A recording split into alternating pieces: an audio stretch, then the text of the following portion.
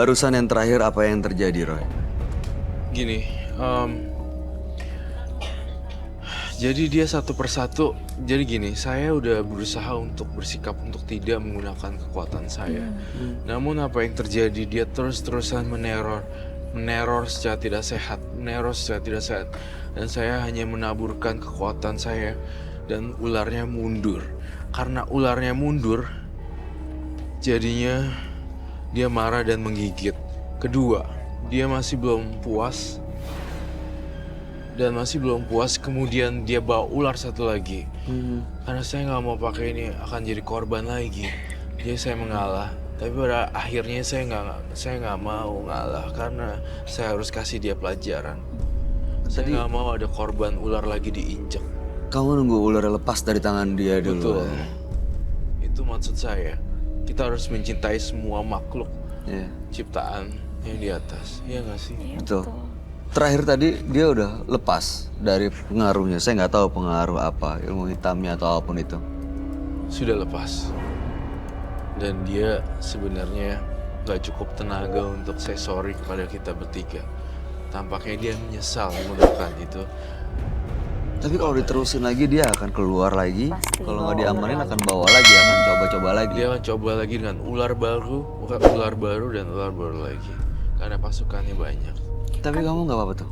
Enggak. Tangan? Are you Agak okay? sedikit sakit sih sebenarnya. Tapi oke lah, masih bisa. Padahal tadi udah bilang kan kalau udah mengaku kalah dia mudah Mau ini, lepas. iya. Tapi emang bener nggak pernah bisa dipercaya Iya, omongan orang-orang manipulatif. seperti itu. Ada yang ingin kamu tanya? Enggak juga sih,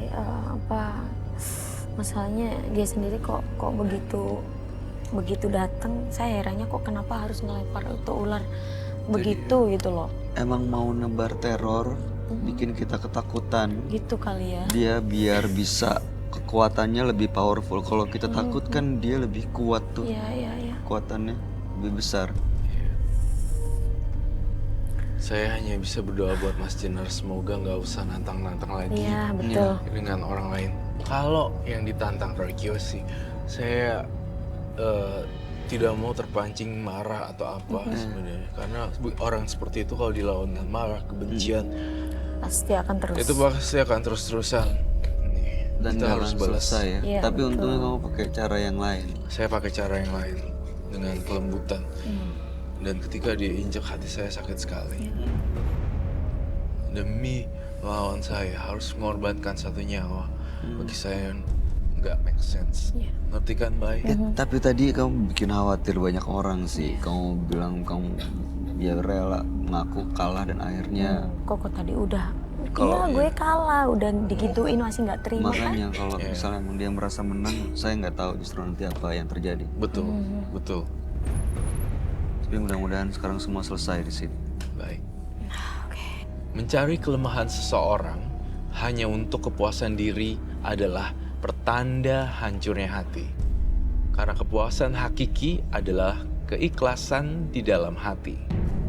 Dan berikutnya akan hadir seorang pria yang mengaku memiliki ilmu kebal. Malam hari ini kami akan panggil dia dengan nama samaran. Kami persilahkan Aris.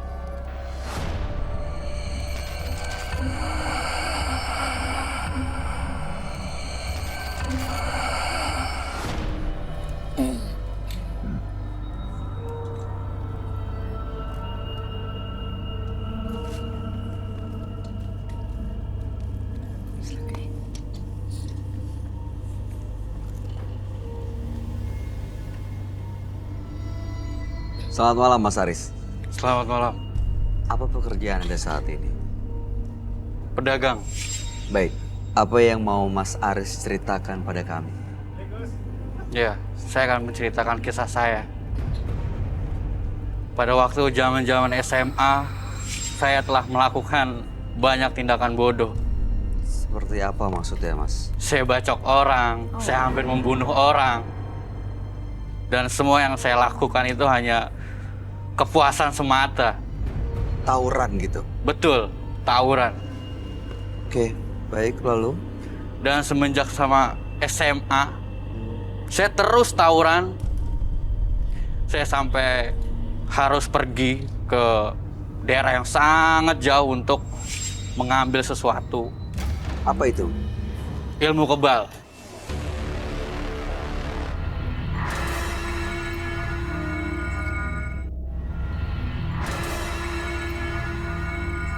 Dan untuk itu saya datang ke suatu tempat untuk mengambil agar saya tidak mempan dibacok atau di apapun itu. Tusuk nggak bisa. Nggak bisa. Oke. Dan semenjak itu selama bertahun-tahun saya puas dengan melakukan kekerasan, pembunuhan. Itu waktu mendapatkan ilmu kebal apa yang dilakukan? Ada ritual kah? Saya puasa selama 40 hari Di tempat itu? di tempat itu. Hanya itu aja? Sebatas puasa dan nggak boleh makan yang berbau dan bernyawa. Hanya boleh makan singkong dan tumbuh-tumbuhan. Vegetarian. Ya betul. Ya sayur-sayuran ya. Yang didapat apa, Mas? Yang didapat mungkin suatu barang atau apa? Suatu barang Minyak mungkin atau keris atau apa? seperti sabuk. Oh, Betul. Dan ketika saya mau melakukan tindakan tawuran, saya memakai itu agar terhindar dari bacokan-bacokan yang lain.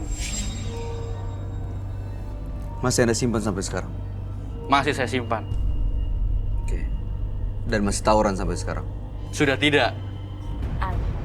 Bacok-bacok orang? Ya, saya bacok-bacok orang Masih? sampai udah tidak sekarang. Oh, udah enggak juga. Sudah. berarti tujuannya ke sini Untuk menghilangkan yang ada di badan saya. Oke. Saya mau berhenti dari semua kekerasan itu. Kenapa?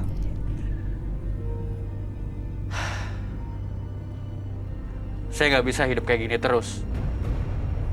Saya mau hidup yang seharusnya.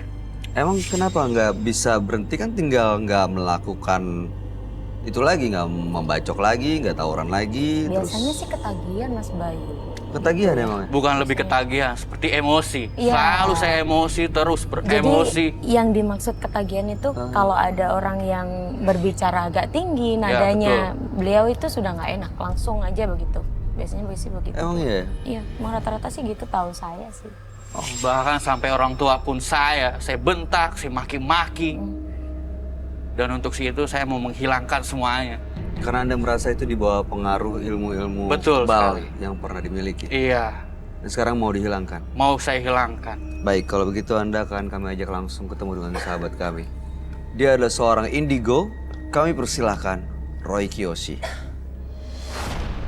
Sebelumnya, tim Mata Batin sudah memberikan tanggal lahir dan nomor rumah partisipan kepada Roy Kiyoshi. Dengan mata batinnya, Roy akan membaca berdasarkan angka yang kami berikan. Aris, tinggal di rumah bernomor 36. Terlahir tanggal 29 Maret 1994. Sosok periang dan diplomatif. Namun, ada sesuatu kekuatan yang mempengaruhi emosinya. Kekuatan itu membuat Aris menjadi sangat berani dan mempunyai ilmu kebal. Dia akan sangat brutal ketika amarahnya memuncak.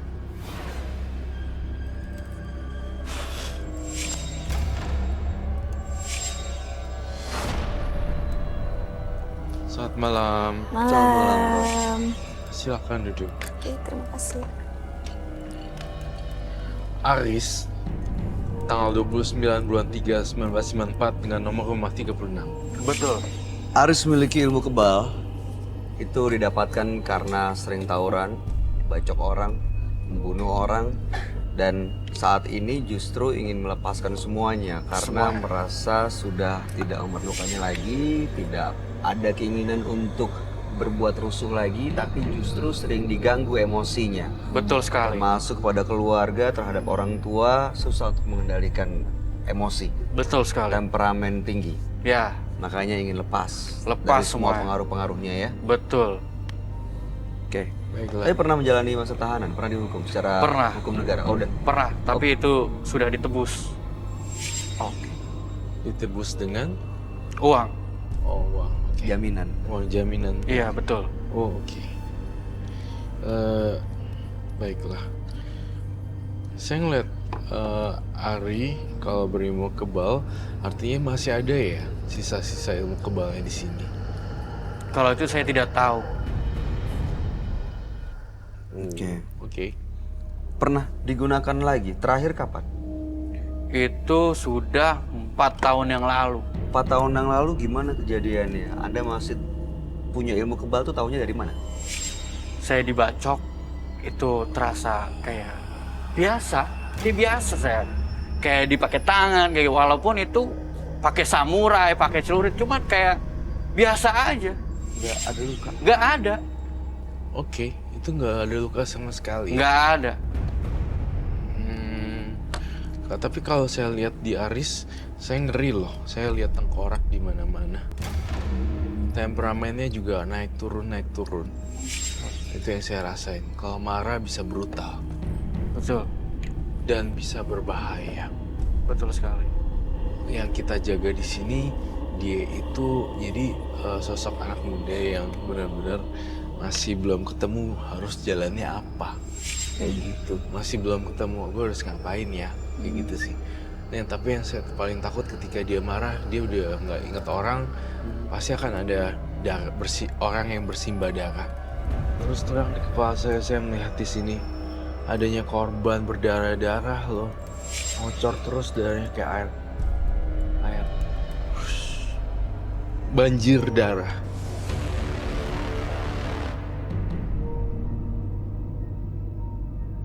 Ada banyak korban yang banjir darah Banyak. karena Anda bacok. Saya bacok. Saya bacok di dada, di leher, Terus mati kan mereka? mati. Karena saya ngeliat itu di kepala saya. Serem banget loh, beneran serem banget. Ada yang Saya- bersimbah darah gitu. Bersimbah darah, karena saya juga ngeliat makhluk halus di sini nyariin Aris. Kayak mereka tuh nggak terima digituin meninggalnya. Oh jadi ini malah kalau Gentayangan para jadi korban ya? gentayangan. Iya, benar sekali. Berarti yang ngikutin dia itu yang korban gentayangannya dia, bukan yang ritualnya dia yang dapatnya. Berarti begitu ya kok? Betul sekali. Jadi sebenarnya arwah-arwah gentayangan ini muncul karena dia membunuh orang. Saya merasakan ini bahaya banget loh dia. Karena di setiap pisaunya itu bersimbah Selalu darah. Itu dari ritual-ritualnya itu sebenarnya udah nggak ada lagi makhluk-makhluk gaib yang ikut ke dia. Saya lihat dalam ritual-ritualnya di sini tampaknya hanya sekian persen saja, tapi yang malah mengganggu korban-korban arwah yang penasaran. Yang dibunuh. Yang dibunuh. Mereka jadi arwah gentayangan. Ada yang jadi kuntilanak, ada yang jadi sundel bolong, dan ada yang jadi setan gentayangan. Ada apa di bulan Desember 2015 ya? Kok ada satu korban laki-laki berkumis? Siapa itu ya? Seorang Itu laki-laki. adalah salah satu emosi saya. Maksudnya gimana? Jadi pada waktu itu ada laki-laki yang sudah berumur itu menyakiti saya. Seperti apa sakitnya? Disakiti seperti apa? Dia mencemooh saya dan berbagai macam kata-kata. Oh menghina dengan kata-kata Betul sekali. gitu. Saya tidak terima. Saya langsung hajar dia. Langsung Saya meninggal. Pak, Dipakein celurit ya pada kala itu. Betul. Saya ngeliat celurit di sini dan tengkorak. Lalu meninggal di tempat. Meninggal di tempat. diapain? Celurit itu digunakan dengan bagaimana caranya? Ditebas di leher. Aduh, Aduh. ditebas di leher. Kemudian tuh lehernya hampir putus kan. Betul. Karena bersimbah darah. Kamu temperamennya sangat serem sekali loh. Beneran, Aris, saya takut sekali. Itu temperamennya itu emang dari dirinya sendiri atau karena pengaruh ada hal-hal gaib karena dia punya ilmu kebal, Roy. Karena punya ilmu kebal jadinya kayak gini juga. Pertama memang habitnya juga jelek sih. Mannernya, attitude-nya juga udah pada dasarnya udah jelek juga. Cuma pada saat mannernya jelek dan attitude-nya jelek, terus ketemu dengan makhluk halus juga, dan akhirnya jadi deh satu frekuensi. Dibisik-bisikin. Dibisik-bisikin. Mereka kan sebenarnya yang makhluk halus ini, arwah gentayangan ini minta Aris supaya mati. Baik dibunuh atau bunuh diri. Oh, Iya sering kan? ada bisikan untuk bunuh diri? Kalau untuk bisikan bunuh diri, tidak. Tapi untuk membunuh orang lain, iya. Saya tuh ngeliat kamu, aduh serem deh. Kayak aku tuh bukan takut setan, tapi takut dengan benda tajam. Kayak pembunuh berdarah dingin gitu kayak. Kamu ngeliat itu di sosoknya Aris? Saya ngeliat ada beberapa tusukan kayak gitu. Itu yang aku rasain.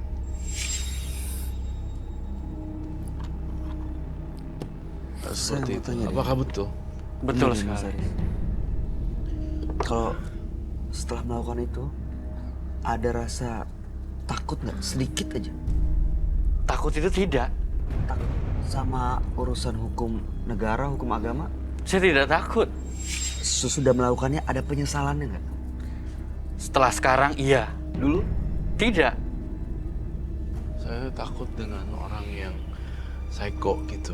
Jangan misalnya cium, terus kemudian celurit, putusin kepala orang. Itu saya takut seperti itu. Nah, Aris ini ada kecenderungan ke situ tuh.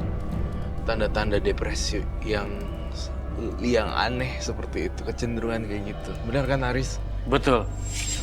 Dan satu lagi yang aneh kebiasaan kamu adalah ketika suka sama perempuan dan perempuan, imajinasinya Aris tuh kayak liar. Gitu, melakukan hal-hal yang aneh gitu. Kayak guling, dijadikan bahan sebagai objek, ya kan? Betul sekali. Dan saya lihat kayak pura-puranya itu punya dia, terus dicium-ciumin, ya kan? Iya.